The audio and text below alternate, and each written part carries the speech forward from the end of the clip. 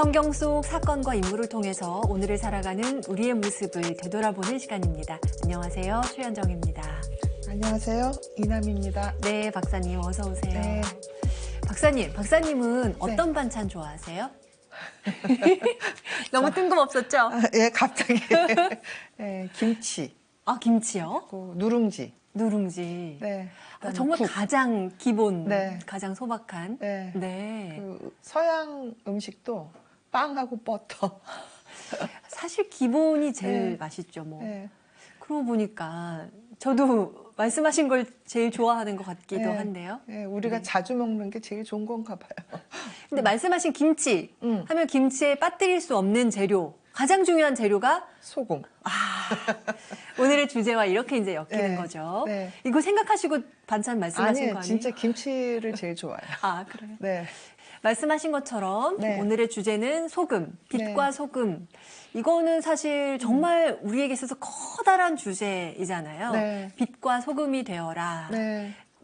제가 예전에 어디에서 티셔츠에 빛과 소금이 되어라 하는 그 말씀이 새겨진 티셔츠를 어디서 받고서는 한참 그걸 입고 다니면서 빛과 소금이 되라는 게 진짜 무슨 뜻이지? 이런 생각을 한때 했던 기억이 나요.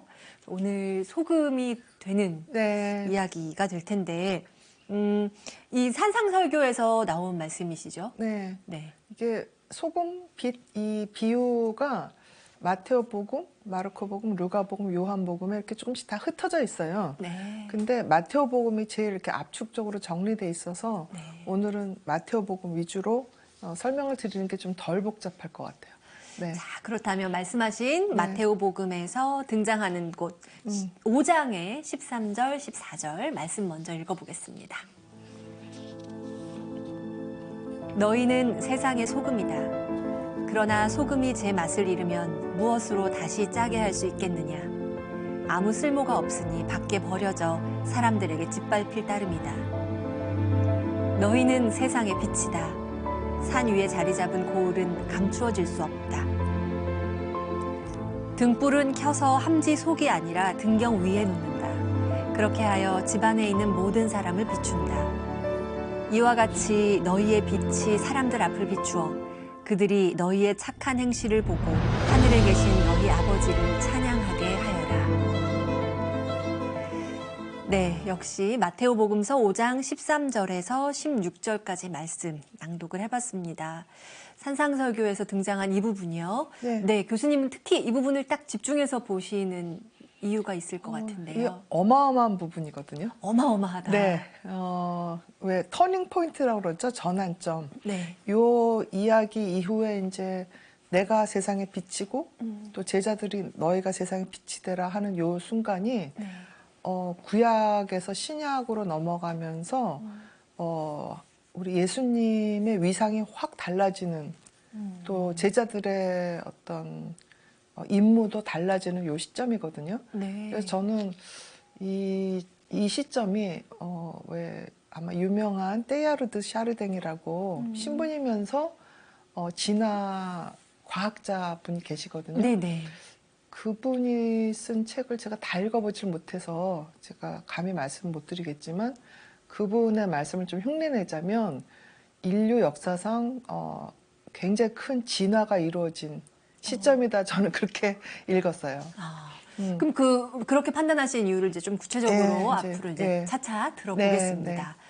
그 소금이라고 표현하신 그 비유는 어림짐작하기에도 정말 귀한 물건이었잖아요. 네. 우리도 옛날에 그 소금 나오게 하는 그 맷돌 옛날 얘기 있죠? 네, 그런 것처럼 당시 소금이 어떠한 취급을 받은 존재였는지는 이제 어린이들도 알 만큼 이제 막연하게나마 정말 귀한 것, 가장 소중한 것, 가장 중요한 무엇 이렇게는 알고 있는데 여기서는 소금을 들고 표현하신 이유가 뭘까? 그러니까 일단 이제 뭐 기본적으로 소금을 우리가 섭취를 안 하면 사람 병들고 심지어는 죽기도 하죠. 그러니까 운동 많이 하는 사람들이 물만 먹다가 죽는 경우가 있어요. 아, 그렇죠. 그때 반드시 소금 먹으라는 얘기 하죠. 그러니까 우리 이 체액이 바다하고 상당히 비슷하거든요.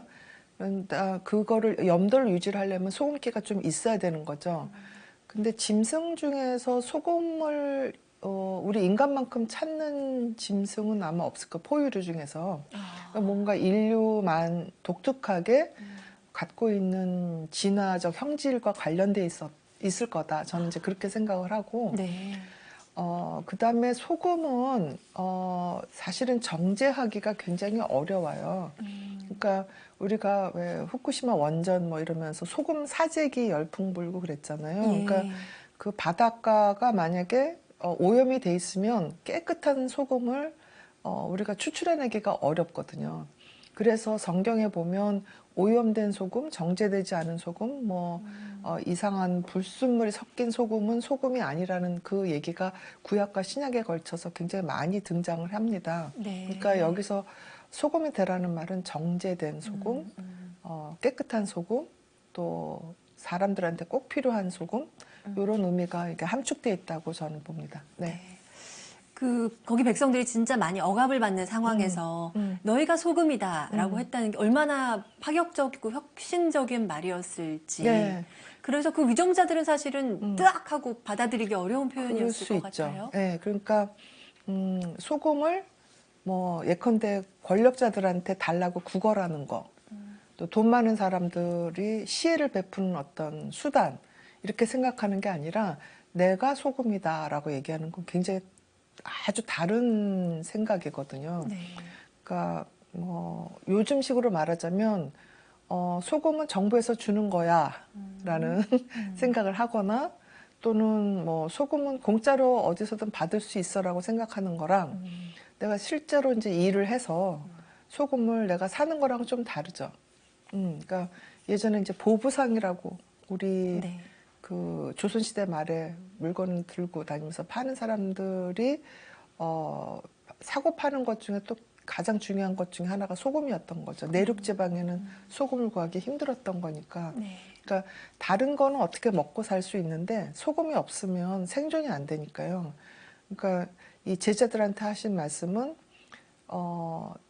너희가 이 세상에서 없어서는 안 될 존재가 돼야 되고, 그다음에 두 번째 꼭 정제된 소금이 되라는 거.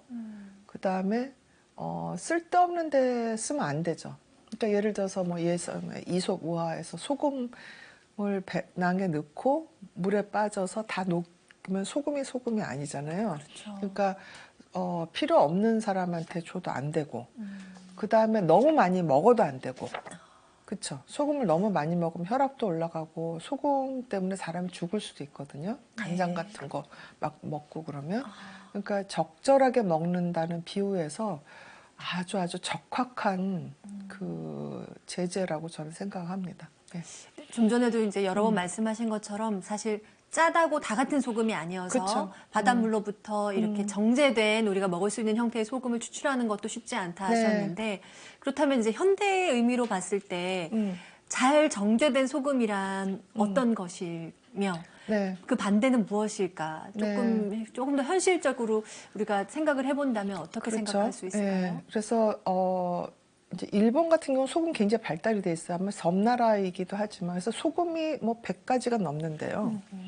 근데 뭐 어느 지역에서 뭐 예를 들어서 히말라야에서 나온 소금은 뭐 특별한 효능이 있고 뭐 어디 뭐 청정지구에서 나온 어떤 효력이 있고 뭐 그래서 그런 효력 같은 것도 물론 생각을 해야 되지만 가장 중요한 거는 저는 포장하지 않은 거. 그러니까 소금을 그럴듯하게 보이기 위해서 예컨대 무슨 염료를 넣는다든가. 그쵸. 또 거기다가 또 쓸데없는 거를 같이 넣어서 예컨대 무슨 오염 물질 같은 게 들어가 있으면 안 되잖아요. 그러니까 소금 그 자체로서 그 기능을 다하는 게 실은 쉬운 것 같지만 어렵거든요. 그러니까 우리가 이 세상에 나와서 주어진 일들이 있어요.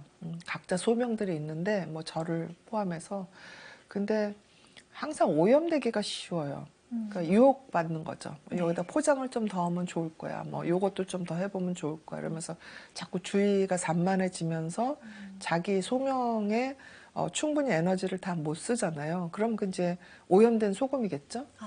그래서 내 자신한테 주어진 소명이 뭔지 그걸 내가 나의 쓸데없는 욕심으로 또 귀가 얇아서 오염시키고 있는 건 아닌지 그 자꾸 이제 돌아보게 되는 것 같아요.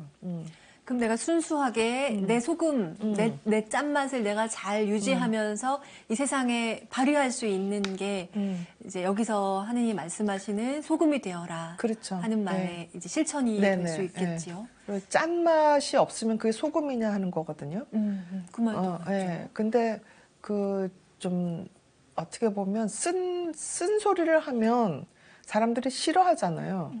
그래서 사람들이 쓴 소리를 안 하죠. 그쵸. 좋게 좋은 말만 네. 주고받고. 네. 그러니까 소금이 아유 내가 이 짠맛을 누구한테 보여주면 저 사람이 날 싫어해. 또 내가 어떤 나의 이권이 없어져. 뭐 이런 식으로 생각하면 자기한테 주어진 그 역할을 다 못하잖아요. 그래서 그게 뭐 권력이나 돈이나 이렇게 많은 사람만 그런 게 아니라 그냥 각자 자기 역할을 하면서 자꾸 오염되는 때가 있어요. 저도 어제 밤에 쓸데없는 유튜브를 보면서 아, 내 머리가 너무나 오염돼 있다. 내가 왜 이런 유튜브를 봐서 이렇게 나 자신을 오염시키나 이런 생각을 하면서 잠이 들었거든요. 근데 교수님 거기서 또 중요한 차이가 있는 것 같아요. 그러니까 저는 거기 너무 젖어 있을 때 그 그 알아차림도 사실 하기가 어렵거든요. 네. 근데 내가 지금 나한테 하나도 유용하지 않고 시간만 낭비하게 하고 그냥 멍하니 별로 긍정적이지 않은 이걸 내가 왜 보고 있지? 라는 자각이 아주 늦게 오는 거죠. 그 알아차림이. 근데 교수님은 어쨌든 저보다 아이, 비슷해요. 비슷하고 그 이제 보면 안 되는 거 알면서도 이렇게 누워서 좀 쉬고 싶을 때 있잖아요. 그럴 때 네. 일종의 이렇게 도망가는 출구로 어찌 보면 그게 보는 것 같아요. 회피인 것 같긴 회피죠. 해요. 네. 그래서 잠시 그냥 멍하게 현실을 잊고 네네네, 싶은. 맞아요. 그래서 우리가 그래서 그 당시에 제자분들을 비난할 수가 없는 거예요. 우리도 모두 지니고 있는 우린 더 면들. 나쁠 수 있거든요. 훨씬 더 나쁘죠. 우리 너무 더러운 소금이에요. 어떤 면에서 그렇죠. 네네. 네, 그러니까 뭐 목숨의 위협을 받는 것도 아니고 굶어 죽는 것도 아닌데 얼마나 많이 도망다니면서 이렇게 그래요. 의무를 소홀히 하고 있잖아요. 그러니까 도망갈 구멍을 너무 많이 만들어 놓고 살고 네네네. 있지요, 네, 사실. 오염되면서 그거에 대한 핑계를 대는 거죠. 어제 밤에 저도 반성을 했습니다. 다시 이제 정제되기 네, 위해서 우리가 노력을 네. 하면서. 네. 근데 그러고 보면은 아까 우리가 이제 마테오 복음에서 읽었지만 네. 다른 복음서에도 사실 소금 비유가 여러 번 등장하잖아요. 그걸 조금 더 소개를 해주시면 좋을 것 같아요. 다른 복음서에서는 구약하고 연결시키는 부분들이 꽤 있어요. 네. 그래서 이 구약에서 아마 기억하실 거예요. 그러니까 엘리야가 소금으로 물을 이제 정제하는 부분이라든가 네. 또 롯이 이제 소금 기둥이 된다는라든가 뭐 네. 이런 부분들이 있잖아요. 그래서 이 소금하고 빛 이제 조금 이따 빛 얘기도 하지만 이 부분은 실은 이제 그 창세기 부분 또 그 구약의 선지자들의 얘기 부분하고 이렇게 조응이 돼요. 근데 갑자기 뚝 떨어진 게 아니라는 거죠.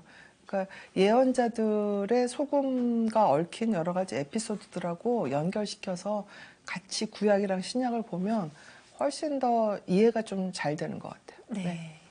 그렇게 소금 등장하는 부분을 다시 네. 한번 좀 들춰봐도 좋을 것 같습니다. 네. 그러면 우리가 오염되지 않는 소금이 되기 위해선 어떻게 늘 이렇게 자각하고 깨어 있어야 할까? 교수님은 사실 그런 고민을 평소에도 많이 하실 것 같거든요. 그렇죠. 근데 자각하는 것도 중요하지만 뭘 하겠다고 또 지나치게 집착하거나 의도하는 것도 그것도 제가 경계하는 것 중에 하나예요. 네. 그러니까 좀 비유를 하자면 소금이 소금이어야 되는데 소금이 요리가 되겠다고 하면 좀 이상하잖아요. 음식을 도와주는 거잖아요. 그러니까 도와주는 역할이 나한테 주어진 거라면 사실 내가 주인공이 돼서는 안 되거든요. 음식이 주인공이 돼야 되는데 네. 나는 왜 소금으로서 거기에 그냥 녹아버리고 스며들고 나란 존재는 없을까라고 생각할 수 있잖아요. 그거가 좀 더 위험한 것 같아요. 사실 현대사회에서는 교수님이 지금 말씀하신 것처럼 그 부분을 우리가 더 경계해야 한다는 네. 생각은 들어요. 난 녹아서 그냥 형체 없이 안 보이고 싶지 않아. 난 그냥 드러내고 싶다고. 그래서 그렇죠. 만약에 소금 알갱이들이 이제 잘 어우러지지 않고 그냥 그 알갱이로 녹지 않은 채 이렇게 있으면 음식에서도 사실 좀 짜다가 달다가 뭐 이렇게 되죠. 유일하게 데킬라인가? 소금 알갱이 소금 그 보이는데. 그대로. 요즘 소금빵이 되게 유행이거든요. 네, 저도 근데 별로 몸에는 좋아하는데. 안 좋죠. 아, 그렇죠. 네네. 근데 그 소금빵에도 그 위에 알갱이 몇 알 그 소금이 네. 이렇게 도드라지게 보일 때가 있더라고요. 네. 근데 소금빵에 스며들어 있는 이렇게 밀가루와 잘 섞여 있는 소금이 사실은 진짜 중요한 맛있지. 거죠. 네. 저 그 위에 붙어 있는 소금 네. 알갱이는 그래. 떼게 되거든요. 장식이죠, 장식. 장식의 네, 느낌이라서. 네, 네, 네. 자, 이제 소금의 비율을 우리가 얘기했는데 이제 빛으로 한번 가겠습니다. 빛과 소금이라고 우리가 흔히 이제 얘기를 네. 하는데 사실 등장은 소금에 대한 언급이 훨씬 더 먼저 있는 건가요? 그게 뒤에 마르코, 루가, 요한에는 막 섞여 있어가지고요. 네, 그거를 어떻게 보면 소금이 먼저라고 생각하는 게 우리가 이해하기는 좀 쉽죠. 왜냐하면 빛은 하느님의 경지거든요. 네. 소금은 인간의 경지이기 때문에 소금 다음에 빛이라고 생각하는 게 사실은 더 많기는 맞아요. 네. 그러면 소금이 된 다음에 우리가 또 빛을 논할 수가 있다로 생각할 그렇죠. 수 있을까요? 예, 예. 그렇게 소금의 기능도 제대로 이해 못하면서 빛에 대해서 얘기하는 거는 조금 힘들 수도 있죠. 아무래도. 네. 자, 그러면 그 빛이 구약에도 등장하고 신약에도 그쵸. 등장할 때 이 뉘앙스랄까 차이가 조금 있다고. 예, 어마어마한 차이죠. 어마어마한 차이예요. 네. 그러니까 아마 다들 아시지만 빛이 있어라 하고 하나님께서 말씀하셨잖아요. 그렇죠. 태초에 빛이 예, 있어. 그다음에 모세가 그 떨기의 빛을 보면서 감히 보지 못하고 눈이 멀까봐 뭐 이런 그 순간들이 있잖아요. 예. 그래서 거기서는 그냥 빛 자체가 하느님이신 그렇죠. 그러니까 느낌으로. 인간이 감히 범접할 수 없는 어떤 존재가 빛이죠. 예. 예. 그런데 신약에서 하느님께서 우리 예수님께서 빛이라고 할 때는 내가 빛이다. 그다음에 너희들이 빛이 되어라 이렇게 얘기를 했거든요. 네. 그래서 그 바리새파 사두갈패들이 네. 감히 신성모독 어떻게 하느님을 이렇게 모욕할 수가 있느냐? 네가 뭔데 너를 하느님의 반열에 올려놓느냐? 뭐 이런 얘기를 그런 한 적이 반발이 있거든요. 정말 있을 수밖에 네, 없었겠는데요. 그래서 뭐 돌을 맞을 뻔하기도 하고. 그러니까 그래서 제가 아까 그 떼야르드 샤르덴 제가 하나 써드릴게요. 네. 그 자, 신부님이시자 진화론자였던. 네. 그럼 이 사람 프랑스 분이실까요? 네, 떼야르드 샤르댕이라고 아주 제가 존경하는 분 중에 하나입니다. 근데 네. 이분의 표현을 조금 빌리자면 네. 예수님께서 내가 하느님이다를 선포한 그 지점과 연결이 순간, 돼요. 네. 그래서 나는 바로 그 하느님이다라고 해서 아주 유명한 I am that I am 뭐 이런 이 구절이 있죠. 네. 그렇죠. 그러니까 이게 이제 내가 빛이다라고 선포하는 순간 내가 바로 그 하느님이다라는 그 얘기하고 통하기 때문에 굉장히 무서운 표현 중에 하나입니다. 네. 그 빛에 대한 비유가 우리 가톨릭에서뿐만 아니라 불교 경전에도 등장한다고 그쵸. 교수님이 같이 소개하고 싶다고 네네네. 말씀하셨잖아요. 예, 예. 여러 종교를 아울러서 공부를 많이 하신. 제가 종교 심리학 전공이잖아요. 석사를. 그러면 사실은 가톨릭 공부뿐만 아니라 뭐 불교며 다른 종교도 제가 많이. 유니언 신학대학원을 2000년대 들어갔는데요. 거기서 이제 종교 심리학 석사 그 논문이 공자에 대한 거였어요. 그러셨군요. 네. 그리고 그 전에 이제 박사를 한국에서 받았을 때는 네. 실학. 아. 실학에 대한 네. 실학이 어떻게 서양의학을 받아들였냐에 대한 논문이었거든요. 예. 그러니까 뭐 유교나 불교 이런 거를 공부를 안 할 수가 없었던 거죠. 모든 종교를 아울러서 이제 그러니까요. 예, 그 안에서 네. 빛의 비유는 어떤 데 또 이렇게 등장하는 거예요? 그러니까 여기 불교 경전에 보면 예. 제가 불교 경전 하도 많아가지고 막 다 읽을 수도 없고 그는 뭐 제가 죽기 전까지 읽을 수 없는 건데 42장경이라는 이제 초기 경전인데 네. 여기 뭐라고 얘기하냐면 마음의 때가 다 없어지면 이게 가장 밝은 거다라는 얘기가 있어요. 그 다음에 지혜를 얻은 것이 가장 밝은 빛이다. 아. 뭐 이런 얘기가 있습니다. 그러니까 빛이라는 지혜하고 건- 빛을 같이. 어. 예. 근데 이게 실은 이제 우리 카톨릭에서도 빛하고 지혜를 같이 놓기도 해요. 그래서 그 일루미나치오라고 아마 빛 얘기 들어본 적이 있을지 모르겠어요. 네. 일루미네이션이라는 영화도 있었는데.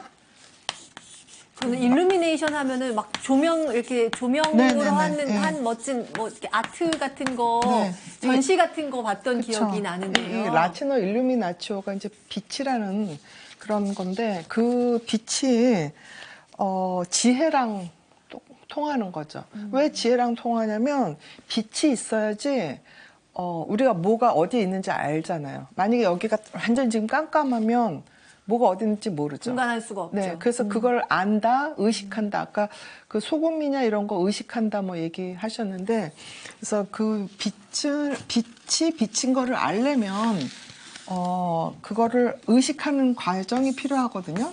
그래서 사이언스인데 이거를 우리는 그냥 하나만 아는 건데 우리 하느님은 모든 걸 다 아시죠. 그래서 이게 이제 사이언스라고 지금은 읽지만 라틴어로 하면 옴니시언스거든요. 모든 걸 다 아시는. 왜냐하면 빛이시기 때문에 어딜 가도 다 이제 알게 되는. 그리고 빛은 우리가 존재하는 거를 존재하게 만들잖아요. 그래서 뭐가 존재하는 데는 항상 거기에 같이 있습니다. 그래서 omnipresent라는 얘기를. 그러니까 빛이 있는 곳에 하느님이 계시는 거예요. 그리고 빛은 굉장히 많은 거를 할 수 있죠. 우리가 광합성에 의해서 식물이 자라잖아요. 그렇죠. 그 식물을 먹고 다시 동물이. 우리가 자라고요. 네. 그러니까 광합성이 사실 생명의 원천이거든요. 네. 그렇죠. 만약에 지구에 적절한 빛이 없으면 우리 지구가 이렇게 풍요로운 땅이 될 수가 없죠. 그렇죠. 그래서 빛은 모든 생명의 근원이에요. 그래서 이 포탄트라는 말 하는데 하느님은 뭐든지 다 할 수 있는 생명을 통해서 다 할 수 있는 옴니포턴트. 근데 여기 하나 더 제일 중요한 게 뭐냐면 그냥 하는 게 아니라 파괴적인 게 아니라 따뜻하게 엄마처럼 우리 왜 봄빛에 이렇게 앉아 있으면 등이 따끈따끈하고 약간 나른하고 졸리고 그런 거 있죠. 그 자비의 마음이거든요. 그렇죠? 그래서 옴니 베네볼런트라고 하느님의 마음이죠. 누구한테나 다 자비로워요. 죄인한테나 뭐 욕심 많은 사람한테나 싸운 사람한테나 다 자비로워요. 그러니까 우리 인간의 눈으로 보면 쟤는 밉고 쟤는 뭐 이렇게 하지만 태양빛으로 봐서는 다 똑같이 다 비치는 모두에게 거죠. 공평하게 빛이 네. 당도하는 것처럼. 네. 그렇습니다. 그렇다면 그 당시 예수님께서 너희가 빛이다라고 하셨을 때 그 발언 자체는 네. 얼마나 파격적인 발언이었을지 그렇죠. 네. 가히 그렇죠. 상상이 되는데요. 네. 어떻게 보면 하나도 공부도 안 한 어부한테 그렇죠? 뭐 목수인 자신이 너희가 빛이다 하면 그 뭐 왕궁의 사람들, 귀족들, 사제들, 바리사이파 사람들 이런 사람들 볼 때 얼마나 가짜났을까. 그렇죠. 굉장히 그래서 어떤 되게 면에서는 불온한 뭐 그렇죠. 그런 말을 하다니 불온을 막 이렇게. 뛰어넘어 혁명적인 거죠. 엄청난 전복의 단어거든요. 네. 그러면 당시 막 비판도 많이 받고. 그럼요. 네. 네. 근데 또 그 말에 많은 사람들이 위안을 희망을 얻고 얻게 되죠. 희망을 얻으면 또 더 따르게 된. 그렇죠. 왜냐하면 우리도 그런 따뜻한 빛이 될 수 있다라는 메시지니까. 네. 저 무식한 어부들, 아무것도 가지지 않은 저 가난한 그 농부, 뭐 양치기가 예수님을 따라서 같이 빛이 된다니. 우리도 희망이 있네 이런 생각을 굉장히 평범한 사람들이 하는 거고 네. 그 정신이 카톨릭이 지금까지 계속 면면이 이 역사에서 빛이 될 수 있는 아주 근본적인 이유 중에 하나인 거죠. 네, 네. 근데 이제 너희가 빛이 되어라라는 말 안에는 음. 그냥 하느님처럼 음. 너희가 다 비추라. 이게 무슨 뜻인가 자세히 한번 또 봐야 돼요. 네. 그러니까 비추라 그러면 우리는 이제 막, 저 아주 화려한 조명. 네, 안 그래도 여기 조명이 네. 많이 켜져 있잖아요. 네, 그래서 내가 저 빛이 되어야 한다는 건 뭘까? 뭘까? 그쵸? 네. 그게 사실은 어려운 거예요. 우리 왜 한동안 뭐 직장 내 괴롭힘 얘기하면서 태움이라는 얘기 네. 들어보신 적 있죠? 네. 남을 태운다고 그러잖아요. 남을 괴롭혀서 거의 뭐 아주 극한으로 몰고 갈 때 우리가 태운다 그러죠. 근데 남을 태우지 말고 스스로를 태운다고 한번 생각해 보세요. 실은 굉장히 무서운 얘기일 수도 있어요. 뭐 얼마 전에 이상한 사람이 방화해서 죽어놓고 그걸 소신공양이라고 누가 포장을 했는데 그건 절대 소신공양이 아니라 방화 자살인데 그 방화 자살의 그 태움이 아니고요.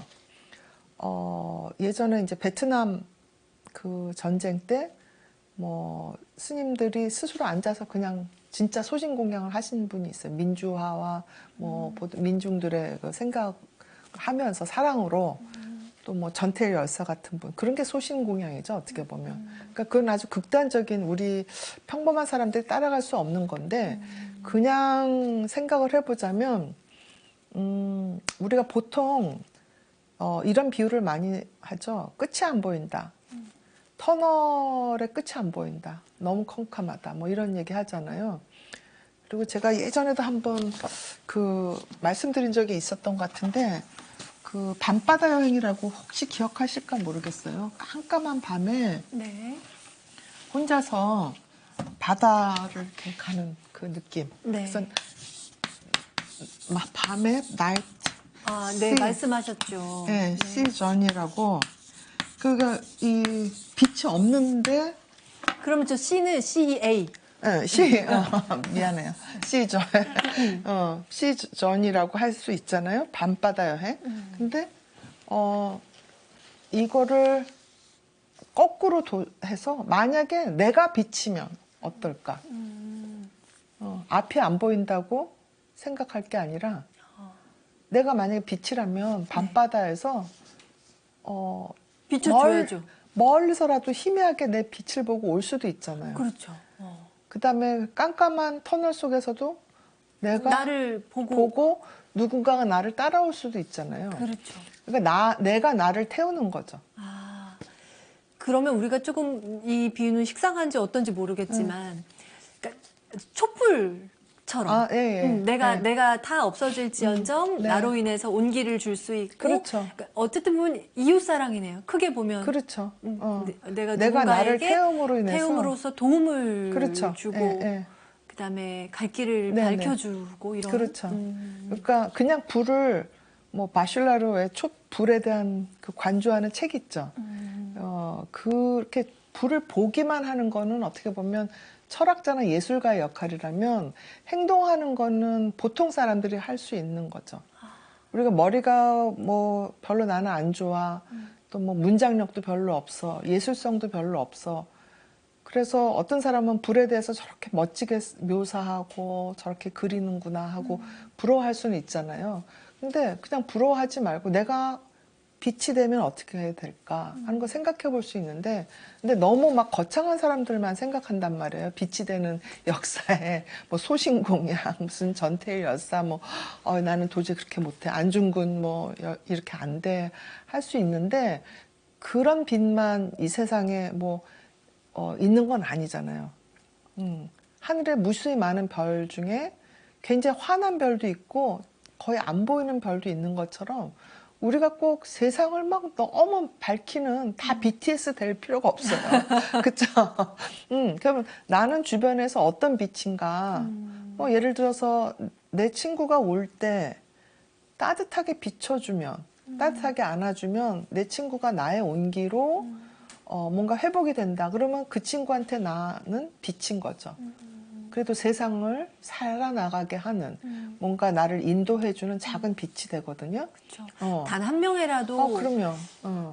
지금 좀 생각하게 돼요. 내가 단 한 명이라도 빛이 되어준 순간이 그쵸. 있었을까. 네네네. 그걸 네, 그러니까 뭐 우리 노인 자살이 굉장히 높고 우리 가난 빈곤율이 되게 높잖아요, 노인들의. 그래서 많은 젊은이들이 뭐 무슨 태극기 뭐 이렇게 자꾸 비하하는 얘기를 많이 해요. 근데 실제로 어떤 젊은이들은 쪽방에 가요. 가서 도시락도 나눠주고 그 할머니 할아버지들하고 말벗도 대주고 또 가서 또 진료도 해주고 또 뭐 한글도 가르쳐주고 그림도 그려주고 뭐 가서 노래 봉사도 하시고 이런 젊은이들이 있어요. 그러니까 어떤 젊은이들은 노인들을 비하하는 얘기를 막 그 유튜브나 뭐 댓글에 올리는 젊은이가 있고 어떤 젊은이들은 가서 직접 도와주면서 따뜻하게 위로해주는 젊은이들이 있어요. 그럼 이쪽은 빛인 거죠. 그렇죠. 이쪽은 어둠이라면. 그렇죠? 그러니까 우리가 뭐 세상을 밝히는 위대한 빛이 꼭 되는 게 아니라 작은 촛불이라도 내 주변을 따뜻하게 밝혀주고 위로해주면 그게 의미가 있지 않을까 그런 생각을 해봐요. 네. 내가 사실은 선택할 수 있는 것 같아요. 이 순간 나의 행동이 어둠의 행동인 건지 빛의 그쵸. 행동인 건지를 깨달을 수 있다면 네. 어둠에서 나와서 그쵸. 빛의 행동을 네. 내가 하는 작은 행동도 빛이 될 수 있다. 그렇죠. 네. 그렇게 생각하면 조금씩이라도 이제 실천할 수 있는 여지가 생길 수 있지 그쵸. 않을까 네, 네. 그런 생각을 하게 됩니다. 오늘 빛과 소금에 대한 이야기를 나눠봤습니다. 우리는 언제 누구에게 빛과 소금이 되어 주었는지 한 번쯤 다시 생각해보게 하는 그런 시간이었던 것 같습니다. 다음 시간엔 우리가 어떤 주제로 이야기를 나눌까요? 이제 빛, 소금 했으니까 좀 분별하게 되죠. 빛과 어둠, 뭐 짠맛, 싱거운 맛 이렇게. 네. 그러면 그 분별의 마음이 있어요. 근데 그 분별을 할 때 이게 과연 옳은가 그른가 이거에 대해서 우리가 좀 고민해 봐야 되고 내 판단이 정확하게 맞는가, 네. 내가 이거를 불의와 정의를 구분해낼 수 있는가, 네. 이것도 정말 중요한 네네네. 거잖아요. 네. 그렇죠? 그런 올바름에 대한 얘기를 네. 예수님께서 충분히 해주셨거든요. 네. 그래서 그거에 대해서 같이 좀 더 생각을 해보려고. 네. 정의에 대해서, 네. 심판, 네. 죄의 상징 이런 네. 것들에 대해서 다음 시간에도 계속 이야기를 이어가겠습니다. 오늘도 시청해주신 여러분 감사드리고요. 다음 시간도 기대해 주시기 바랍니다. 여기서 인사 나누죠. 교수님 감사합니다. 감사합니다.